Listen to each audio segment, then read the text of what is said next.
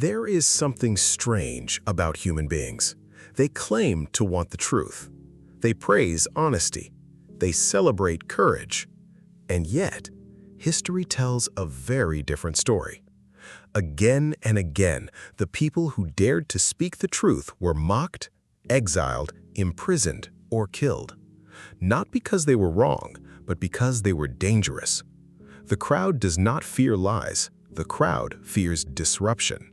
And nothing is more disruptive than a person who sees reality for what it is.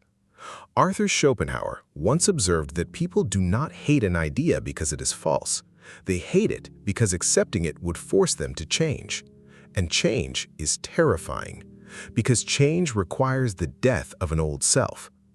Most people would rather defend a comfortable illusion than confront an uncomfortable truth. Think about it. How many people spend their entire lives following paths they never chose? They adopt beliefs they never questioned. They chase goals they never created. They repeat opinions they never examined. And they call this freedom. But is it really freedom? Or is it simply obedience wearing a different mask? This is the secret power of the crowd.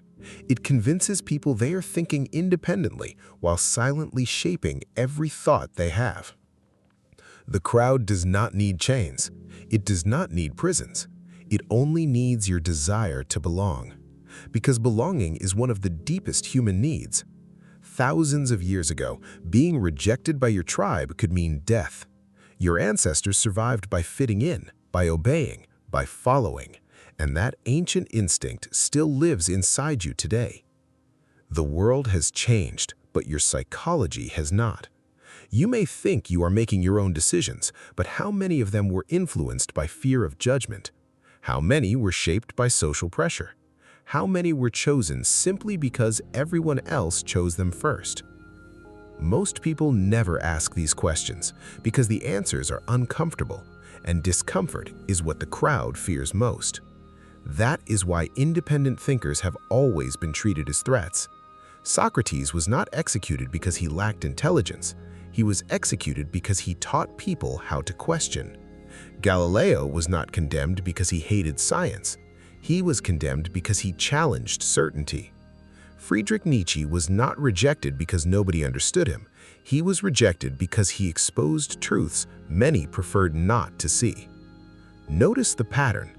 The crowd rarely attacks weakness, it attacks awareness. Because awareness is contagious. One person begins questioning, then another, and suddenly, the foundations of collective certainty begin to crack.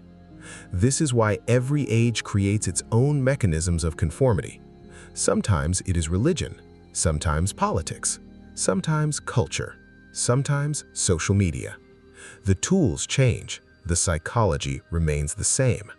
The crowd always demands one thing: agreement.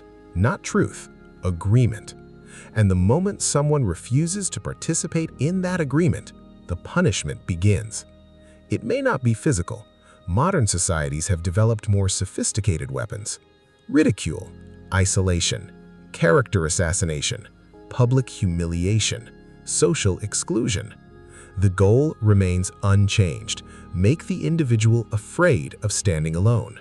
Because a person who is comfortable standing alone becomes impossible to control. And that is what terrifies the crowd: a free mind. A mind that does not require approval. A mind that can tolerate uncertainty. A mind that chooses truth over comfort. Such a person becomes a mirror, and mirrors are dangerous because they reveal things people spend their entire lives trying to hide. Carl Jung understood this better than most.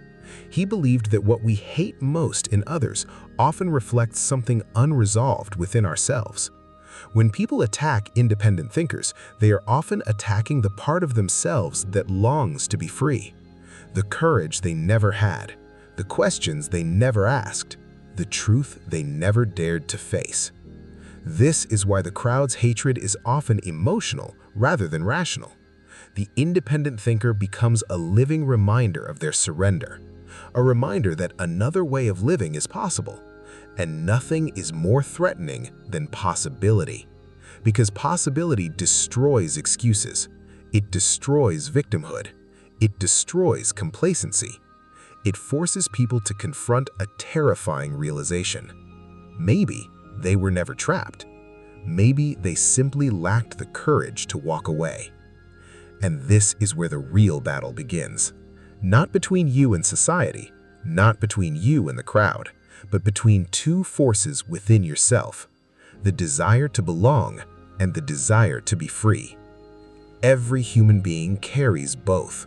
One seeks safety, the other seeks truth. One wants acceptance, the other wants authenticity. One follows the path, the other creates it. The tragedy of most lives is that the first voice becomes louder than the second. People abandon themselves in exchange for approval. They trade freedom for certainty. They exchange truth for comfort. And slowly, without realizing it, they become strangers to their own souls. But every once in a while, someone refuses. Someone chooses awareness over comfort, truth over belonging, freedom over approval. And when that happens, something extraordinary occurs. The crowd sees a rebel, history sees a pioneer, and the future sees a leader.